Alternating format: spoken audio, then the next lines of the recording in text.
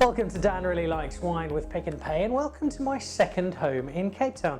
This is the Table Bay Hotel situated at the V&A Waterfront, and it is a place I spend an awful lot of time. There's a weary look of resignation on the face of the staff as I walk in yet again, and they know they've got me to put up with for another few days. And there's so much to recommend it. Its location is terrific, right next to the waterfront, very easy to get around the city. The views out to Robben Island on one side or back across the waterfront and up to Table Mountain on the other are fantastic. The staff are terrific. They're very generous. They never complain when I go home with the pillows and the bedding. And they've got an excellent selection of food. I normally eat the breakfast where they have a sushi platter that I demolish on a regular basis. But they've also got some terrific restaurants and a really nice selection of wine. And so what I've done today is raided the cellar. They don't know I'm here, so be very quiet. And I've gone through some of the wine here. They do, of course, know that I'm here. And I've had some help from Heinrich on the food and beverage team, a man who knows his wine very well. He's very passionate about his wine. He's got a great deal of knowledge, set me right on a number of things when I came through today. So what I did with Heinrich was had a look at the selection, some of the wine they have here, so that if you are at the Table Bay, either staying as a guest, which I would highly recommend, or just coming in for a meal or enjoying an afternoon drink, these are some of the wines you might like to have a look at. And there is a fantastic selection. There are a lot of the big hitters, a lot of the regulars that you'll find. Kevin Arnold Shiraz, for instance, features prominently. It's a terrific wine, and it's a very much an iconic wine in South Africa. There are also the Table Bay and the Sun International house wines. Rikus Neertling, who makes those, does a terrific job. Don't be put off by the branding of being a hotel wine. It's a very well-made wine, and it's one that's well worth trying. But in particular, there are these four which I'm really looking forward to having a crack at. And what I especially like is this one here. Now, this kicks us off with a wine that mostly I'm troubled by the name of, because it's S-I-J-N-N, which suggests there's a typo on the label, or the person who's done it has made the label after consuming the contents of several of these bottles. But that's not actually the case. It is pronounced Sjinn, or at least Heinrich insists that it is. If that's correct, then fine. If it's not Sjinn, get hold of the Table Bay, speak to Heinrich. It's all his fault. What I love about this is that Heinrich and I share a passion for older white wine, of giving white wine time to express itself, time to grow, time to really show the very best. I had a conversation with a Springbok rugby player the other day. I won't mention his name, but he did captain us to victory from the hooker position in 2007, and he told me he'd thrown out a whole lot of white wine because it was too old. He spent 4 years in matric, so it's not too surprising he made that sort of decision, but it's a terrible thing to do, to not give white wine the time it deserves. Not all white wines, certainly. Newish Sauvignon Blanc often only lasts 2 or 3 seasons, but some of the older wine, the blends, the Sjinn and the Chardonnay, really do have that potential. And this Sjinn is a 2012, it's a white blend, and it's led by Sjinn. It's about 85% Chenin Blanc. It's topped up with a little bit of Viognier, and it's a wine that suggests a really nice balance. It comes from the Khoisan word, meaning the riverbank, and this is David Trafford. David has made some terrific wine over the years. David and Rita, they were on holiday in 2000. They found the land, they liked it, they thought it reminded them of Portugal. It wasn't great soil, not soil that you'd normally make wine on, but they decided to give it a go nonetheless, and they've been producing some lovely wine ever since, and so I am very happy to be trying some. It's not a label you see a huge amount of. They don't make a massive amount of wine, but the little that I have had in the past I've thoroughly enjoyed, and I suspect I might do the same with this. Nice rich golden colour, almost the sunshine coming through the veranda here at the Table Bay. And this is terrific. I would have this, so 2 options here, either sitting out on the deck here at the Table Bay, or if you're staying here going up to the swimming pool. You might have seen on my other show, the Dan Nichols Show, the infamous occasion where I took Tank Lanning, 140 kilograms, and KG Mokhadi, the comedian, 150 kilograms, and we tried to make a synchronized swimming team. It was a disaster, but it was very entertaining. Sit up there, make sure we're not doing any synchronized swimming to distract you, and while you sit on the deck of the pool, here is your wine to try.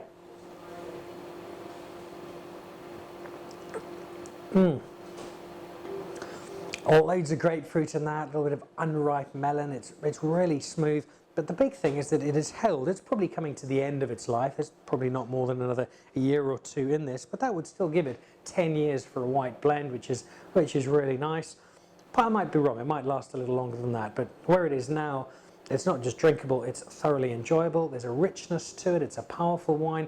It's going to give some food, something spicy maybe at Camisa, the restaurant here, good run for its money. But that's not to say you can't just enjoy a glass or two or three as they are. Lovely colour, not as dark as you might expect for a wine that's now 8 years old. And still beautifully composed, and an illustration that the land out in Mulgus that the Traffords found certainly is capable of making some excellent wine. So from Mulgus, let's head to Stellenbosch. And this was an estate I spent some time at recently, Delaire Graff. Delaire Graff is ridiculously luxurious. In fact, if you want the perfect Cape holiday, spend half of your time here at the Table Bay and the other half out at the Delaire Graff Lodge. They call it Lodge. It's a bit like calling the Taj Mahal a bus stop, really.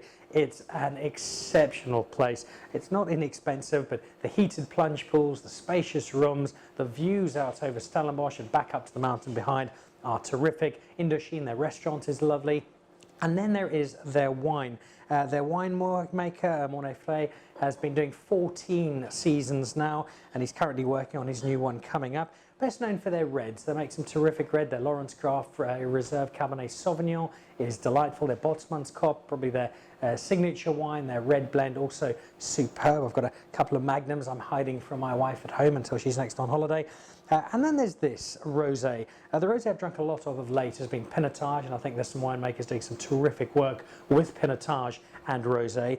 But this here is the grape that I think is going to be our standout grape for 2020. The Cabernet Franc we're making in South Africa at the high end is magnificent. And I've said this a number of times in recent months on the show. The Antoine Rupert is just ridiculously good. Big Gerard at Holden Mance making some lovely Cab Franc, Rainbows and Warwick. Just really, really nice, big, luscious, rich. So how does that then translate into a rosé, which is a different style of wine entirely, not just the colour, but what you feel on your palate? Well, I'm going to find out, because I think this is going to be another perfect wine for either that pool deck and its synchronized swimming, or for out on the veranda.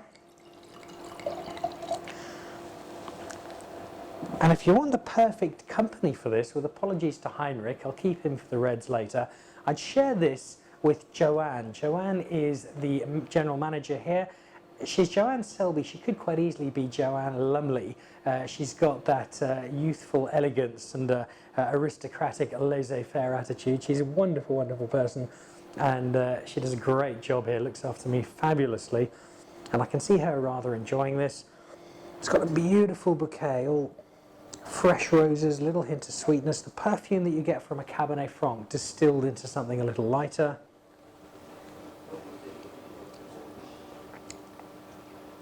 And the resultant wine is very, very good indeed. You can pick up that Cabernet Franc, but that much lighter, much distilled version of it. It's got that almost that sort of Turkish delight, a little bit of violet to it. Richness to it. And again, one of the many of the rosés we have now that completely dispel that theory that rosé is a sweet, sugary teenager just out of school drink. This is nowhere near. It's elegant, it's classy, and it's no surprise to find it on the wine list here. So that's a couple of summer drinks to have. What about winter? So I lived in Cape Town for about a decade or so, went to the University of Cape Town, did very little work, drank lots of wine, and winter in Cape Town by and large can be absolutely horrid. It can rain for weeks at a time, hasn't so much over the last few years. The wind gets up, the temperature drops. You generally need some help getting through those months. Which brings me to some red wine and an estate called Diemersdal. Now, Diemersdal is an estate with plenty of history. Founded just before 1700, Matthew Matthijs Louw, MM Louw, in the Grand Afrikaans tradition of not trying to use too many names of the family because you might run out. They're now in their 6th generation of Matthew Matthijs Louw. So there's Matthew, Matthew, Matthew, Matthew, Matthew, and now Matthew. Must make family gatherings an absolute nightmare. And as for the names you put on Christmas presents, I don't know how they get round that. But what they're very good at doing is making wine, and this is their flagship. It's a Cabernet Sauvignon 2017, and this is a year that's going to cause a huge amount of debate, I think, because 2015 has been the definitive year over the last decade or so for Cabernet Sauvignon, particularly in the broader Stellenbosch area. This is Durbanville, so it's not quite Stellenbosch, but it's not a huge way away. 2017, though, a lot of the winemakers are suggesting could be an even better year. And so there's going to be a lot of fun to be had taking 15s and 17s over the next while and see how they compare and which one you think is better. So this at 17 at a Cabernet Sauvignon, it's just gone 3 years old, early in 2020, which means it's still relatively young. And given the nature of the wine, it's not an inexpensive wine, you're probably looking at 300 Rand or thereabouts, is one that has definitely got a long way to go in terms of its cellaring potential, if you can find it, because if you try and get it at the estate, it is already sold out, unless you speak very nicely to one of the Matthew Matthijs in attendance. You can, of course, simply come to the table bay, ask for Heinrich, the tall, good-looking gentleman in a three-piece suit, and he will find some for you. Straight away, you see that glorious colour of a nice, big, rich Cabernet Sauvignon, paying tribute to that Louw family, who for 6 generations have been making wine.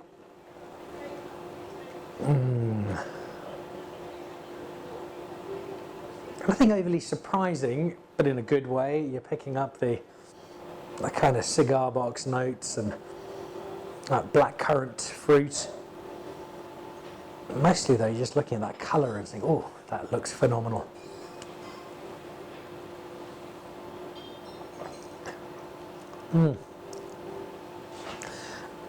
And for a wine that's only just turned 3, that is remarkably soft. The tannins have softened appreciably. Still some way to go. There's that little bit of bite towards the end, but the fruit's coming through extremely nicely, and it places it as a Cabernet Sauvignon that ticks both boxes. You can drink it now, and very happily so.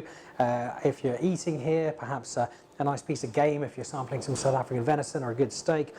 But you can also set it aside, as I suspect Heinrich's probably done. He's probably got loads of cases of wine he's smuggled out of here and hiding in his bedroom at home. Keep this for another 4, 5, 10, 15 years, and it's going to develop into something even more special. Yeah, really good and a really nice tribute to past generations of MM Louws and setting a benchmark for future MM Louws to come. So 3 down. For our final wine, I'll go to a wine that I've only ever had once before, and it was here at the Table Bay. There used to be a gentleman who worked for the Sun International Group, Craig Tibbett, who worked in food and beverage. No idea how, knows nothing about food, nothing about wine, but lovely, lovely guy. He's actually a good mate of mine, and he introduced me to some terrific food and wine across the different properties. And this was a wine we had here at dinner at Camisa late one night when I was in Cape Town.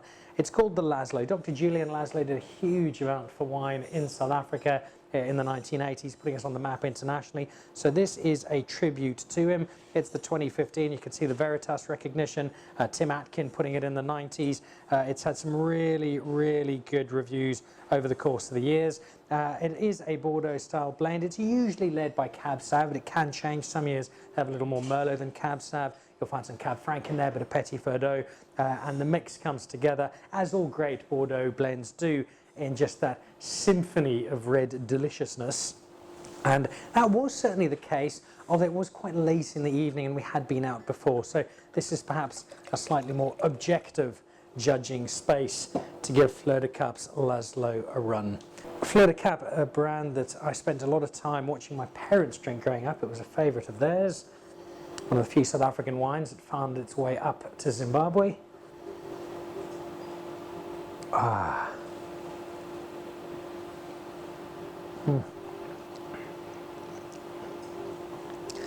And that is smooth. It's almost creamy in terms of texture, not flavour, but that creaminess that sits on the palate just leaves that little bit of wine lingering and reminding you of just what nice glass you're drinking and encouraging you to swiftly fill it up before somebody else drinks the rest of the bottle. The fruit is lovely. It's again that lovely dark fruit. And like all of the best blends, the Sjinn earlier being another example, it's seamless. There's nothing jarring about it. It's a beautifully composed wine. And as the Fleur du Cap flagship, one that they spend a lot of time and effort getting just right, and in 2015, They most certainly did.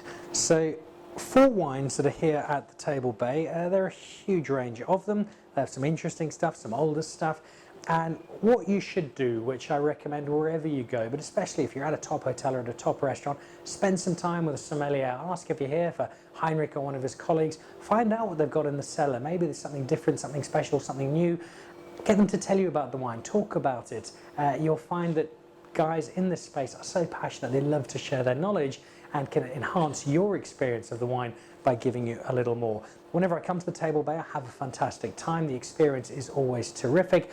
When it comes to the wine, the food and wine, you're able to tap into an ethos of fabulous customer service and people who really, really enjoy what they do. And I think that makes such a fundamental difference. I'm probably going to slip into the bar next door with Heinrich and have lots of very important wine conversations so we can get rid of the rest of this wine, because I'd hate to see it go to waste. If you get the opportunity, drop on down to the Table Bay. The views are lovely and it's a terrific place to come and have something to drink, check out some of their wine, and while you are drinking and enjoying your wine, make sure you're stocking up your own cellar, finding stuff you like, and the best way to do that, head down to Pick n Pay, make sure you're part of that Pick n Pay wine club, and make sure you're stocked up with some great South African wine. We've had great South African wine at a great South African hotel. Thanks to the Table Bay for looking after us down here in Cape Town, and I'll see you next week. Cheers.